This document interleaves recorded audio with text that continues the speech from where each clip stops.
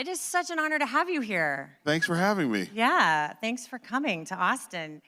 I have to say, I've been to Austin many times. This is the most black people I've ever seen in one place in Austin.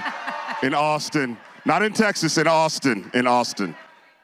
Not in Texas. Houston exists. I want to start with your... Sorry, that was probably not the way you career. wanted to start. Sorry. No.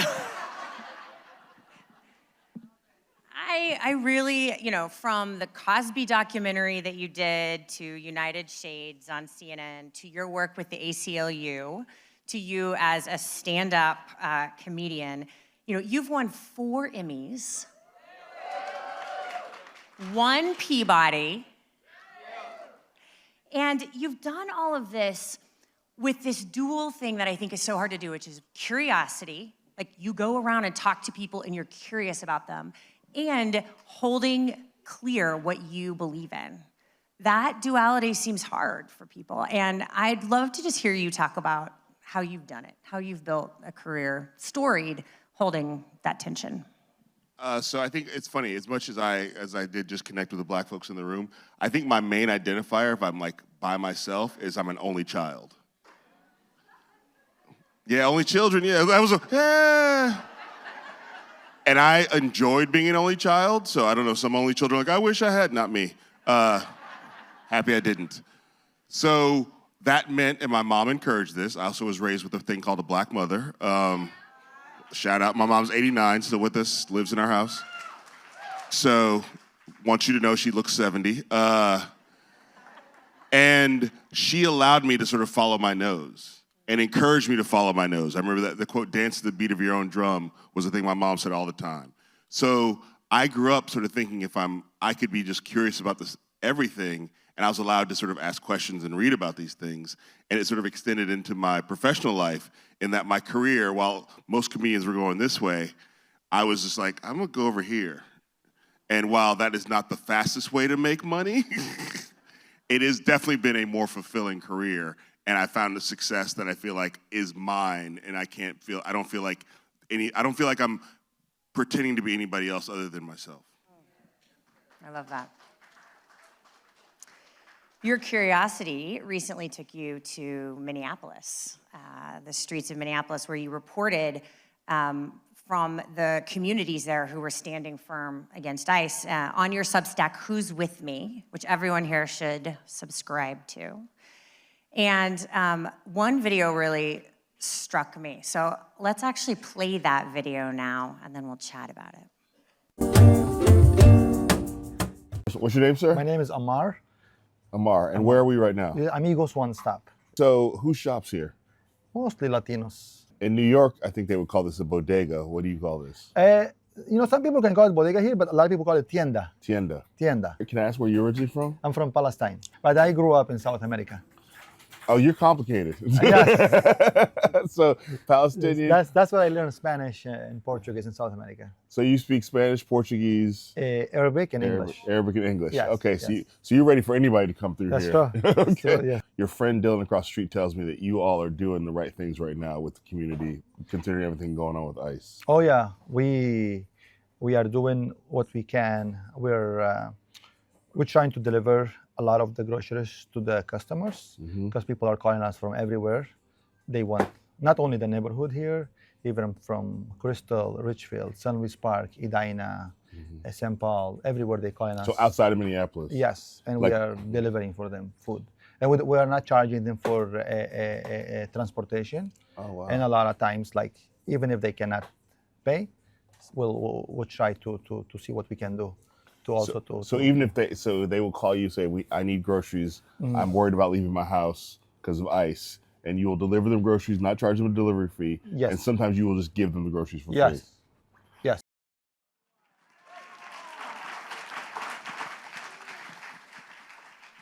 I don't often admire my work, but that was good work. That was good. I mean, mostly because of Amar, yeah. And also because of what you can't see there. And this is to tell this story. So I was in Sundance at the Sundance Film Festival right after Renee Good had been murdered in Minneapolis. while we were there, Alex Preddy was murdered in Minneapolis, and I was there for with the Doris Duke Foundation, and I said to my friend Heather, who's a publicist who lives here in Austin, she's black, and I said, I wish I could go to Minneapolis right now. And she talked to the Doris Duke Foundation, and they reached out to the McKnight Foundation, and this has probably never happened in the history of nonprofits. Like, I said that on a Saturday. By the following Saturday, I was buying tickets, and the next day I was in Minneapolis. That they made it happen. Can attest, never happened. Never happened. And I mean, by made it happen, they paid money to make it happen. They granted me some money without me, well, I don't want to get into their business. But anyway, so, and then I went, one reason, because there was a video of this guy, Dylan, who we talked about in there, Dylan Alverson, who has a restaurant called Postmodern Times, where he decided as a way to protest against ICE, he was just going to turn his restaurant into a free restaurant. As a way for, he's like, it's just free. He's this guy, he's just like, I'm just tired, it's just free. I don't care, it's free, anybody can eat for free. It is now transitioned into a pay what you can nonprofit, but that still means if you got nothing, it's free. Thank you for reading ahead, thank you, yes. And so I saw this video and reached out to him through a producer, Deshaun Player. I had a black woman producer on the ground and 2 black people behind the camera. And we, yep, I think it's important to say all that stuff because that doesn't happen by accident. And we reach out and he's like, yeah, come by, I'll talk to you. And then he's like, but you don't need, this is a white guy named Dylan Alverson, totally old school hippie guy. He's like, you need to talk to Omar across the street. So it's a classic example of like, I'm not the story. This guy across the story who's not gonna even make a video. So I'd met Omar 30 seconds before we started talking. So that's not like a pre-interview or what do you want to talk about? And then and you can see the whole version up on my Substack. It's about 7 minutes long, I think. But like, it really was to me the power of like, this is what I should be doing. And the current media, and as you notice, that's not filmed the same way United Shades of America was filmed because they don't make those shows anymore. And I think the important thing about that was like showing people outside of Minneapolis, whatever the news is telling you about Minneapolis, the people on the ground in Minneapolis are engaged in mutual aid and community assistance and just giving to the people who need it without thinking about how does this affect me, because actually it makes their community better if everybody has what they need.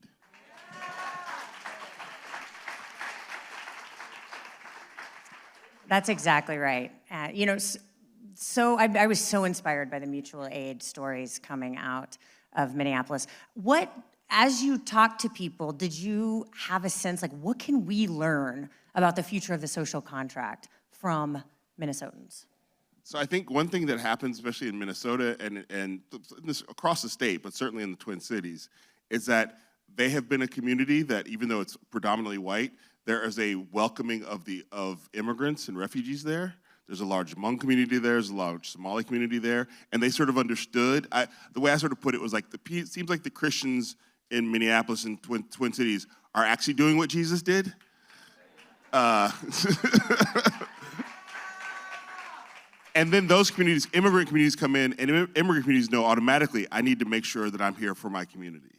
I need to make sure I'm here for the other immigrants here. I need to welcome other people in, and they start building community. And so, and especially after what happened with George Floyd's murder, that was like, a lot of people said that set us up for this. Because we were always generally a community that welcomed the other and wanted to support our neighbors. But that really told us we needed to basically make this really institutionalize this and really talk about it a lot. And then by the time ICE come through, they were like, oh, they didn't know. They thought, everybody there's like, oh, they thought we were soft because we were Minneapolis. Oh, Prince comes from here, guys. We're not soft. So what we can learn is like, don't wait for the crisis. As many of you are already doing, set up the community standards and how to help the community now, so when the crisis comes, you just turn it up a notch. It's not about starting from zero. But it's silly. I'm answering these questions from the person who wrote the book, The Guarantee. Exactly. So I feel like I can't just be like, let me explain to you how this works. I want you to tell me. I'm gonna do the right thing. I'm gonna do it like suddenly I'm on like Oprah. I'm gonna do it like this. Now it's my show. Talk about why. Got a lot less funny then. No. I'll do my part.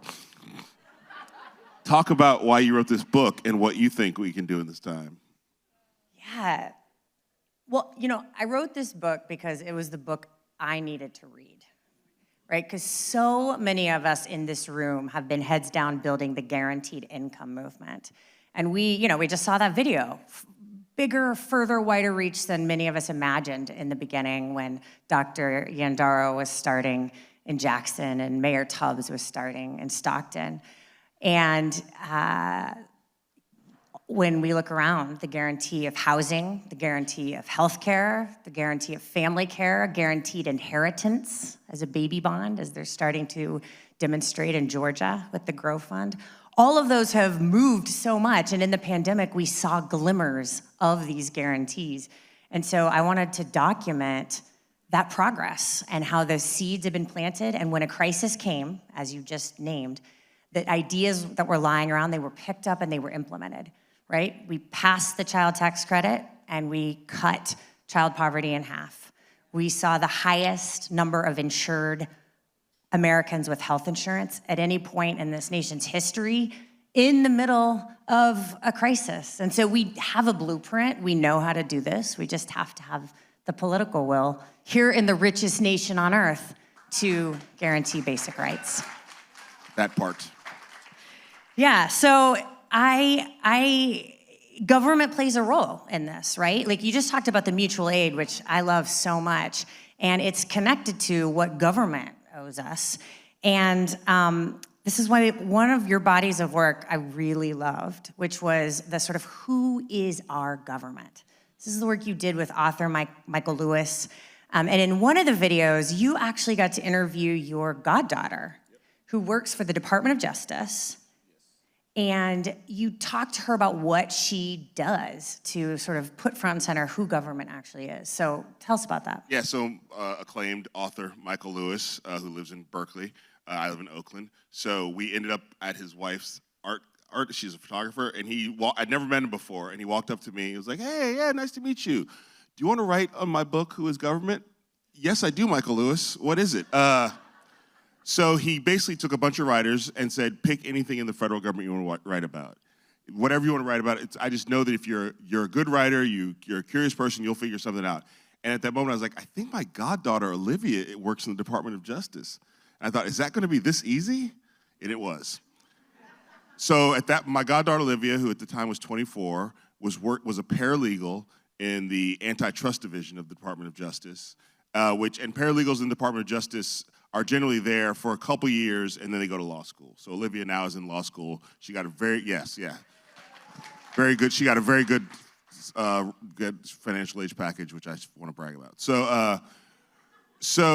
And she wanted to, and she's from Oakland. She had been born in Florida, black girl born in Florida, had been transracially adopted by two white lesbians in Portland, Maine. And then they realized we cannot raise a black daughter in Portland, Maine. So they had a spreadsheet to figure out, thank you. Correct, yes. They got a spreadsheet of cities where it would be better for to raise a black child, and also would be LGBTQ friendly, and Oakland pops up as like high on the list. Bay Area, yes. Oaktown, in the house, the town. So, town business. So, Olivia, but has just always been the kind of kid who she just sees herself as an agent of change and a helper. Has been politically activated since she was a kid, and wanted to go to D.C. to work in the federal government, but thought she wanted to work in like the Civil Rights Division or sentencing reform, but just sort of you get assigned somewhere, and ended up in the antitrust division and fell in love with the idea of antitrust at its core is about making American capitalism, which has inherently been designed to be unfair, more fair. And she realized that's actually a racial justice issue. So she worked there, but the thing is, so it's called The Rookie. You can buy the book. It just came out in paperback. Who is Government is the name of the book. My chapter is called The Rookie, because she was the youngest person by far in the book. A lot of these people were like people who worked in government forever, and they loved the fact that I had one of the few people of color and the youngest person to talk about it. And I talked to a guy named Max Steyer, who works for the Partnership for Public Service. He's like, we need more young people in government. We need more young people to come in here with their new ideas and their fresh energy. And we taped that. When I did the interviews for that, it was basically the week after Kamala Harris had become the nominee. And at the time, I asked everybody at the end, what do you think if the next president fires 50,000 people? And they were all like, that would destroy the work that we do here. Here's where we are now. So I think the idea for that series was like, we've been led to believe that we just sort of have been trained that government is a negative force, when really 99% of the people working in the federal government are people who are trying to make all of our lives easier, and it's the bureaucrats and the bureaucracy and the people above them that slow them down. And so right now, we need to like really focus on those of us who are interested in actually going in to rescue our federal government from what's going on right now. Now it's my show again. So how do you sell the idea of people needing to get involved with the government right now?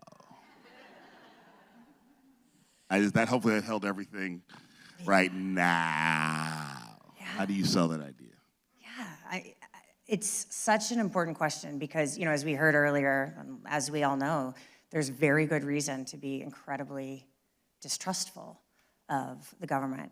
And it is one of the reasons I think the work you just named is really important, because while people are distrustful of the government, they also really love their firefighters. They love their postal workers. They know, their teachers. And those people are also the government. And in so many places, government is actually stepping up in this moment to fight what is going on. But at the end of the day, we have ourselves, and that is a very important, piece to keep front and center. Yeah, and I think it's just important, which is why I'm so impressed with my goddaughter Olivia, that she sees herself in government in a way that maybe not most young black women would see themselves in government. Like she sees herself like, no, I belong here, and I need to be here. And it's a calling. Yeah. That came through in the video. So one thing that we've talked about a lot is that a lot of what we believe in, policy, right? A lot of what's in this book, it's downstream from culture. Yet creating culture is hard to do. And you are, I think, one of the most important culture makers of our time. You are a meaning maker. You mean like the last 2 weeks? No, of our generation. And so how do you, what advice do you have for us? For those of us who really are in the policy lanes, but we understand our work is downstream from what it is you're doing. What's your advice? So first of all, whenever people ask me or say things like, it's gotta be hard to do what you do, I just want to be clear, I sort of at that point, the ghost of Harriet Tubman shows up, like, what is it hard to do, Kamau? It's hard to make videos, Kamau? Is that what you're about to tell these people? So I just want to create space for it's not that it's not challenging, but I just want to man, winning that third Emmy. So I think it's important to, and especially as a black person who in this country I'm told I'm less than, to just give yourself permission to make things, to just make things. And especially right now, like most of us have a phone in our pocket that has a whole studio in it and has all the information you need. So we need to give ourselves permission to make things. And then the scariest thing to do is just start putting out the content, whether you think it's ready or not. Because the faster you start to put out the content and get feedback on it, and the faster you find out what you're good at, what you're bad at, the more you'll start to refine what you're doing, or you'll find my skills are not in making content. So I think even the video, that video for me was those videos were a little bit scary, because when we made United Shades, we went out with 15 or 20 people to make those things. And I had all these people around, I need a mocha! That guy in that video, it was a producer, 2 camera people, a security guy, and we had a guy who drove us around. So it's a much smaller crew. So that means I am carrying more weight, but also it meant I had more freedom that I didn't have on United Shades of America. Because on United Shades of America, you couldn't go, let's go talk to that guy right now. You needed to clear all the things and sign things, but it was so we just went and talked to that guy, and that became that powerful video. So, and then I would say people in positions of power and positions who have resources in the nonprofit space and the foundation space need to understand that the media landscape has shifted so dramatically that it used to be a time you turn on your TV and just see a documentary you'd never heard of, and it was just there. Somebody just made it, and some network had greenlit it and funded it. That's not happening anymore.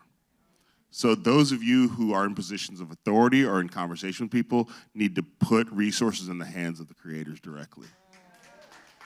That's another form of mutual aid.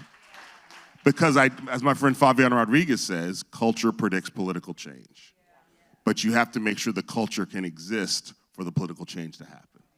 And you have to be able to amplify the culture so that everybody sees it, so the political change happens. You know, we at Economic Security Project have a economic futures cohort of content creators that one of the things I love about that work is that the feedback loop exists too. Not only do they go make work that, you know, so many more people see, but it feeds back to our organization ways of talking about things that actually resonate with people. You know, I have this memory of someone saying, it was a financial literacy content creator who was sitting next to an antitrust expert and learning, and this person said, you know, you can't actually, this is concentrated markets, monopolies, you can't budget your way out of a monopoly. You're like, what a great line. You can't personally budget your way out of a monopoly. So there's this feedback piece that I think is really important when you arm content creators. When you give content creators like that line can lead to something you can't imagine. I think one of the most powerful things I ever saw back in the day was The Story of Stuff. Yeah, Annie Leonard. Annie Leonard was just a great way of you couldn't have said, Kamau, do you want to learn about perceived obsolescence? No, I do not. Do you want to learn about the story of stuff? Yeah. What is stuff? Tell me the story. So I think the idea is and also letting the creators just let them cook, as my daughters would say. I shouldn't say out loud. Like, just let them fund them, and then this is what McKnight did such a good job with me. They were like, look, this is the areas that we work in, but go make the thing, and we'll talk about it later. Yeah. And then whatever we can't, we're like, nope, not that. We don't need that. Thank you, I'll take that. You know what I mean? So, like, just not being so. I think sometimes when big foundations and nonprofits work with creators, they start to really limit the creators what they can do, and you gotta let them be, and also let them make you uncomfortable, because that means you're feeling something. What are learning. What are some of the parts of culture right now that are inspiring you? The fact is that, and I think that there is so much quality, well-researched, good content on these social media platforms. The thing that scares me is that it's hard for those people to monetize their work. So I think there is a way in which now there's an opportunity, and some people start doing it, to shift it to, I think we have to get used to paying our creators directly. Yeah. So there's the funding them, but also I'm gonna give this person $5 a month. Yeah. So instead of giving it to whatever streaming app on my thing that I never watch. So I think the idea that there are literally people making deep dive documentaries about important subjects, or making silly things that make you laugh, that make you think differently about things, that are online right now. It's why I've sort of been on Substack for a little bit, although I'm thinking about other things. But it's another conversation, because it's a way for people to go, Kamau, thank you for making content. Here's $5 a month.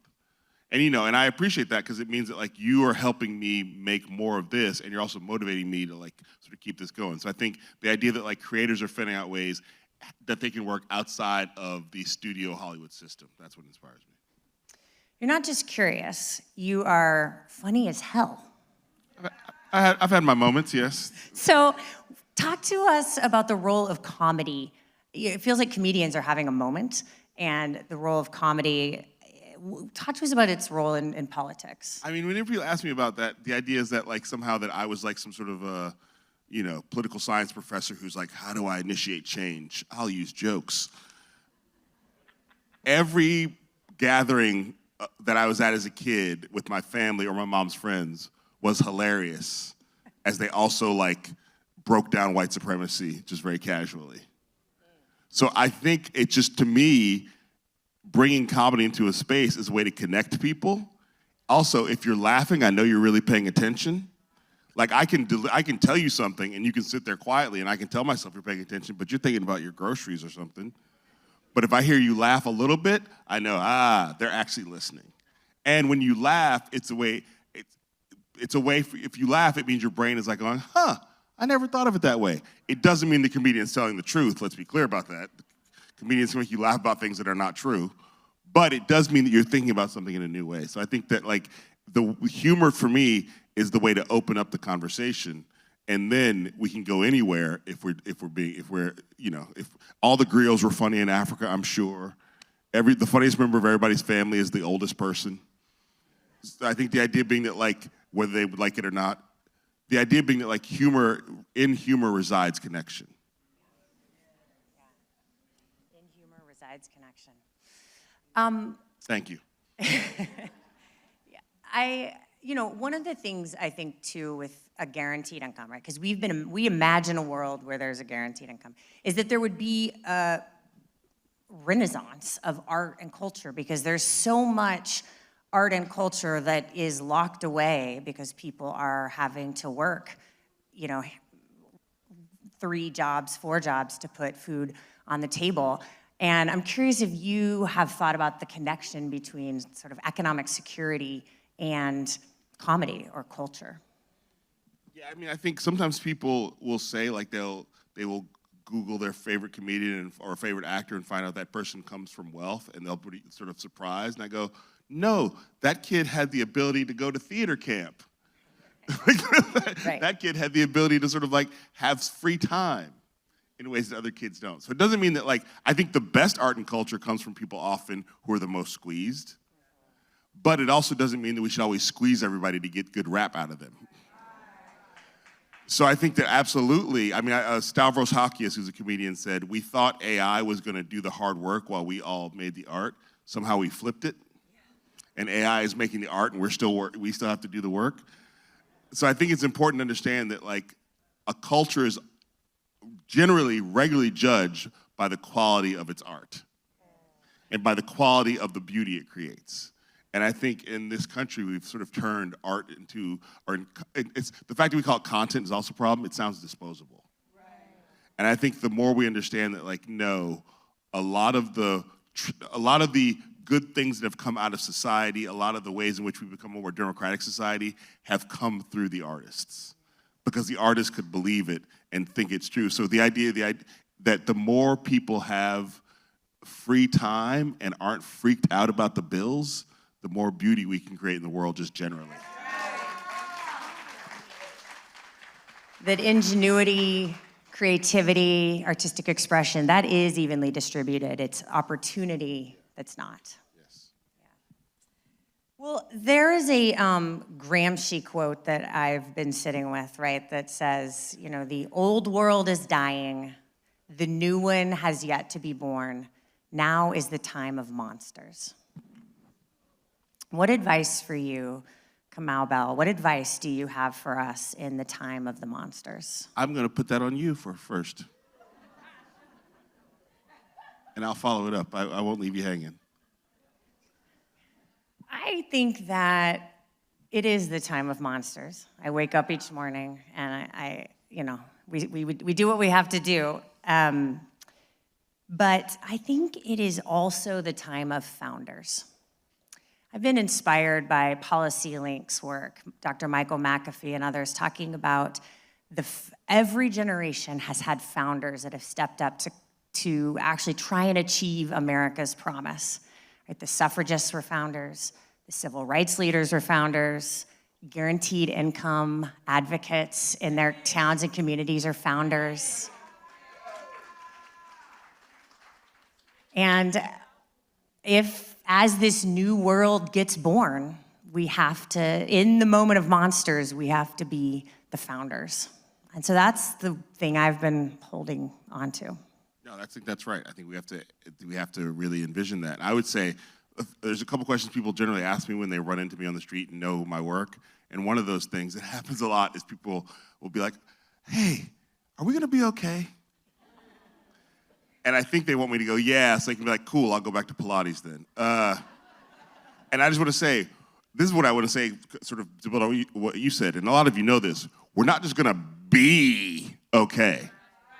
We're just going to be okay because it's happened. The arc of the moral universe sometimes gets pulled away from justice.